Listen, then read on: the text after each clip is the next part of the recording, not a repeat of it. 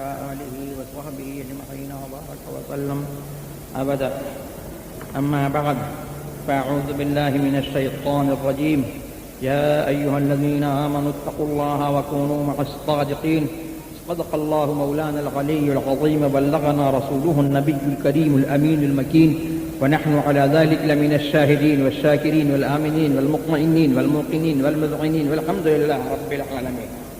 غوث اعظم بمنے بے سر و سامہ مدد، قبلہ دین مدد، کعبہ ایمان مدد، انتظار کرم تست منے عینی رائے خدا جویو، خدا بینو خدا داں مدد.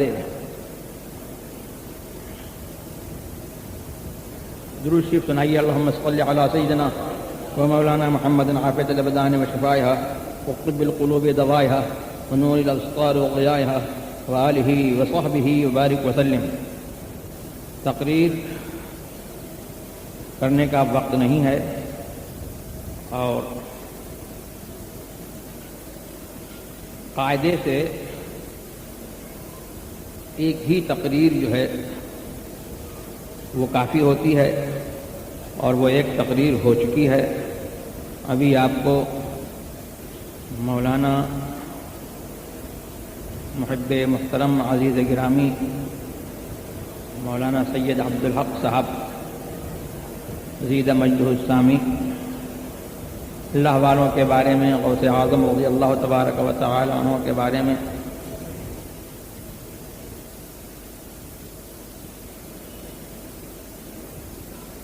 آپ سے وہ گفتگو کر رہے تھے، اور انہوں نے جو آپ کو پیغام دیا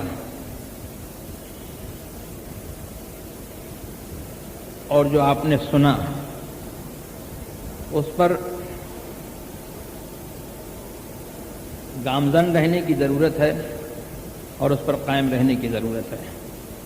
اللہ والوں کو یاد کرنے کا صحیح فائدہ اسی صورت میں ہے کہ اللہ والوں نے جو دین ہم تک پہنچایا اس دین پر ہم قائم رہیں، اور اللہ والوں سے وابستگی جو ہے وہ اسی لیے ہے. اللہ تبارک و تعالی نے اپنے بندوں کو اسی لیے منتخب فرمایا ہے، اور ہمیں اور آپ کو جو ہے یہ حکم دیا ہے کہ ہم ان کے ساتھ میں رہیں. ہم ان کے ساتھ میں اگر رہیں گے، ہماری وابستگی، ہماری عقیدت، ہماری محبت ان کے ساتھ رہے گی، اور ہم ان کے نقش قدم پر چلیں گے، ان کے نقش قدم پر چلنے کی کوشش کریں گے، اور ان کے رہنما اصول کو اور ان کے رہنما کردار کو ہم اپنائیں گے، تو یقیناً ہم صراط مستقیم پر گامزن رہیں گے. وہ صراط مستقیم جس کی دعا، جس پر چلتے رہنے کی دعا، جس پر قائم رہنے کی دعا ہم فاتحہ والے ہم ہیں. اور بھائی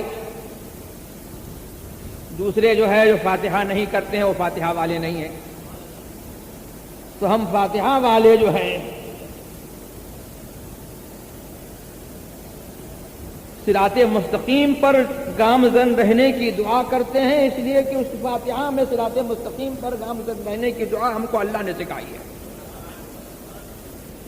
تو ان کے نقش قدم پر چلتے رہیں گے تو صراط مستقیم پر گامزن رہیں گے، اور ان کے نقش قدم پر چلتے رہنا جو ہے یہ اس بات کا ضامن ہے کہ ہم اللہ والے اگر نہیں ہیں تو اللہ والے ہو جائیں گے اور اللہ تک پہنچ جائیں گے. اللہ تبارک و تعالیٰ کا ارشاد ہے، وہ میں ارشاد آپ کو سنا دیتا ہوں. یا ایھا الذین آمنوا اتقوا اللہ وکونوا مع الصادقین. اے ایمان والو اللہ سے ڈرتے رہو، وکونوا مع الصادقین، اور سچوں کے ساتھ میں رہو. تو اللہ تبارک و تعالیٰ نے ہم کو اس آیت کریمہ میں حکم دیا، ایمان والوں کو مخاطب کیا، اور ہم کو یہ حکم دیا کہ اللہ سے ڈرتے رہو. اپنی زندگی اللہ و رسول جل وعلا وصلی اللہ علی سیدنا محمد صلی اللہ تعالی علیہ وسلم کی شریعت کے دائرے میں اپنی زندگی کو گزارتے رہو. اور ہمارے لیے جو ہے اپنے کرم سے ایک انتظام یہ فرما دیا کہ ہم شریعت کے دائرے میں زندگی گزارتے رہیں، تو اس کے لیے جو ہے اللہ کے احکام جاننے کی ضرورت ہے، اللہ کی شریعت کو جاننے کی ضرورت ہے، اللہ کی معرفت کی ضرورت ہے، رسول علیہ الصلوۃ والسلام کی معرفت کی ضرورت ہے، اور رسول علیہ الصلوۃ والسلام کے صحابہ کرام کی معرفت کی ضرورت ہے، اور اللہ تبارک و تعالی نے اور اس کے رسول علیہ الصلوۃ والتسلیم نے جو شریعت اور جو قانون مسلمانوں کو دیا ہے، اس شریعت کے احکام اور اس کے ان قانون کو، جب قوانین کو جاننے کی ضرورت ہے، تو اب اس بازار میں، اس دنیا میں جو ہے آپ لوگ کاروبار میں دیکھیے تو ایک چیز اوریجنل ہوتی ہے، ایک ڈپلیکیٹ ہوتی ہے۔ تو آپ لوگ جو ہے جب کاروبار میں جب دیکھتے ہیں، کاروبار میں جب عمل کرتے ہیں، اپنا بیوپار چلاتے ہیں، تو ہمیشہ اوریجنل چیز کو دے لیتے ہیں اور ڈپلیکیٹ چیز کو نہیں لیتے ہیں۔ تو اسی طرح سے دنیا کے کاروبار کے معاملے میں، جس طرح کی دنیا کے کاروباروں کا معاملہ ہے، اسی طرح سے جو ہے یہ دین پر چلنے والوں کا بھی معاملہ ہے۔ تو قرآن نے متنبہ کر دیا کہ اللہ کی راہ میں اس کو چنو جو سچا ہے، جو اوریجنل ہے اس کو چنو، جو ڈپلیکیٹ ہے اس کو مت چنو۔ کیوں؟ اس لیے کہ شیطان جو ہے وہ راہ پر بیٹھا ہے راہ سے بھٹکانے کے لیے۔ اے بسا ابلیس آدم روئے ہست، کبھی ایسا ہوتا ہے کہ ابلیس انسان کی شکل میں آتا ہے، تو تمہاری نیاز مندی اور تمہاری وابستگی کس کے ساتھ ہونا چاہیے؟ ان لوگوں کے ساتھ ہونا چاہیے جو سچے ہیں۔ سچے کون؟ جن کے اقوال، جن کے افعال شریعت مصطفیٰ کے مطابق ہوں، جو صحابہ کرام رضوان اللہ تبارک و تعالی علیہم اجمعین کے مطابق ہوں، اور جو اولیاء کرام کے مطابق ہوں۔ اور اس زمانے میں سیدنا اعلیٰ حضرت فاضل بریلوی رضی اللہ تبارک و تعالی عنہ بر صغیر ہند و پاک کے سب سے بڑے اہل سنت کے امام، انہوں نے غوث اعظم رضی اللہ تبارک و تعالی عنہ سے ہم لوگوں کو ایسا منسلک کیا کہ غوث اعظم کی بارگاہ سے ان کو یہ انعام ملا کہ انہوں نے تو غوث اعظم کا پہرا دیا، اور ان کو انعام یہ ملا کہ غوث اعظم کی بارگاہ سے انعام یہ ملا کہ میرے نانا کا دین، میرا دین اور اللہ کا دین، رسول اللہ کا دین، صحابہ کا دین، اولیاء کا دین، غوث اعظم کا دین جو ہے وہ آج اعلیٰ حضرت کے نام سے پہچانا جاتا ہے۔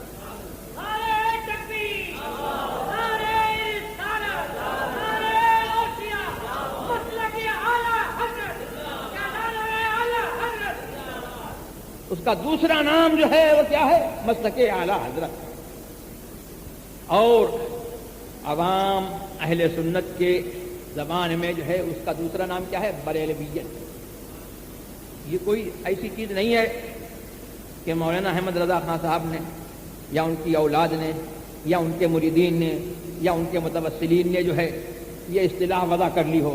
آپ جائیے بغداد شریف میں جائیے، مدینہ شریف میں جائیے، مکہ شریف میں جائیے، اور یا رسول اللہ کہہ کر کے پکاریے، تو آپ کہیں کے رہنے والے ہوں لیکن آپ کو دیکھنے والا بریلوی کہے گا۔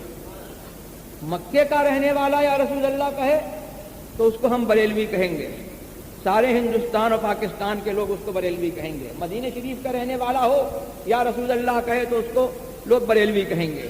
اور حد تو یہ ہے کہ ہم تو یہ سمجھتے تھے کہ یہ بریلوی جو ہے صرف ہندوستان اور پاکستان کے سنی جو ہے اپنے آپ کو جو ہے بریلوی کہتے ہیں، اور یہ بریلوی جو ہے ہندوستان اور پاکستان کے سنیوں کا گویا کہ ایک نشان ہے، جیسے ٹریڈ مارک ہوتا ہے ایسے یہ ان کا ایک مارکہ ہے، ایک نشان ہے۔ میری ملاقات ایک خالص عرب سے ہوئی، اور حسن اتفاق یہ کہ وہ نوجوان عرب بھی تھے اور عالم بھی تھے. دبئی میں ان سے ملاقات ہوئی تو ان سے جب اعلیٰ حضرت فاضل بریلوی رضی اللہ تبارک و تعالی عنہ کا ذکر ہوا اور کسی نے میرا تعارف کرایا کہ یہ اعلیٰ حضرت کے پوتے ہیں، اعلیٰ حضرت بریلوی کے پوتے ہیں، تو وہ برملا کہنے لگے کہ انا بریلوی، میں بریلوی. جب میں نے ان سے وجہ پوچھی تو انہوں نے بتایا کہ میرے شیخ مقام احسا کے رہنے والے ابراہیم ادریسی، میں ان سے مرید ہوں. پھر بھی میری سمجھ میں وجہ نہیں آئی کہ ابراہیم ادریسی مقام احسا کے رہنے والے، سعودیہ میں ایک جگہ ہے شرقیہ میں احسا، وہاں کے رہنے والے جو ہے وہ ان سے مرید ہیں، بریلوی کیسے ہو گئے؟ تو کہتے ہیں کہ وہ مرید ہیں حضرت مولانا ضیاء الدین صاحب مہاجر مدنی سے، اور وہ مرید ہیں حضرت مولانا اعلیٰ حضرت فاضل بریلوی رضی اللہ تبارک و تعالی.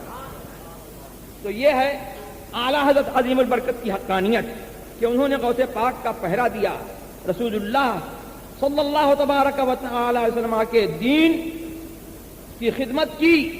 تو دونوں سرکاروں سے، مدینے کی سرکار سے اور بغداد کی بارگاہ سے ان کو یہ انعام ملا کہ تم رسول اللہ کے دین کا پہرا دیتے رہے، خدمت کرتے رہے، تو دین رسول اللہ آج تمہارے نام سے، تمہارے شہر سے جو ہے جانا جاتا.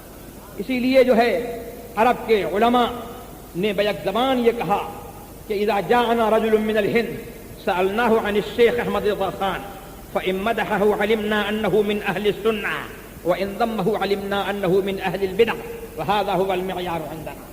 ہمارے پاس جب ہندوستان سے کوئی آدمی آتا ہے تو ہم شیخ احمد رضا خان کے بارے میں اس سے پوچھتے ہیں، ان کی تعریف کرتا ہے تو ہم سمجھ لیتے ہیں کہ یہ سچا پکا سنی مسلمان ہے، اور اگر دوسرا معاملہ ہوتا ہے تو ہم سمجھ لیتے ہیں کہ یہ ادھر کا نہیں. اور کہتے ہیں وَهَذَا هُوَ الْمِعْيَارُ عِنْدَنَا، اور کھرے کو کھوٹے کو پہچاننے کا ہمارے نزدیک جو ہے یہی معیار ہے. تو اعلیٰ حضرت کا پیغام میں آپ کو سناتا ہوں. جو مسلک اعلیٰ حضرت ہے وہ کیا ہے؟ لحد میں عشق رخ شہ کا داغ لے کے چلے، اندھیری رات سنی تھی چراغ لے کے چلے، اور تیرے غلاموں کا نقش قدم ہے راہ خدا، وہ کیا بھٹک سکے جو یہ چراغ لے کے چلے.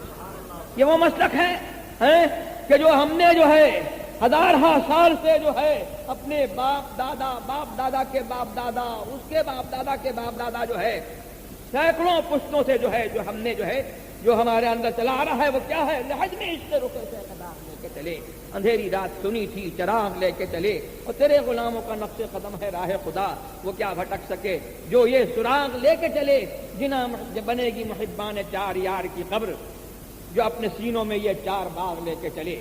اللہ تبارک و تعالی ہم کو اسی مسلک اہل سنت پر، غوث اعظم کے مسلک پر، قادریت پر، اور اولیاء کرام کی محبت پر، رسول اللہ صلی اللہ علیہ وسلم کی سچی محبت پر، صحابہ کرام کی سچی محبت پر، ان کے سچے دین پر ہمیں اور آپ کو سب کو زندہ رکھے، اسی پر ہمارا آپ کا خاتمہ فرمائے. وآخر دعوانا الحمدللہ رب العالمین.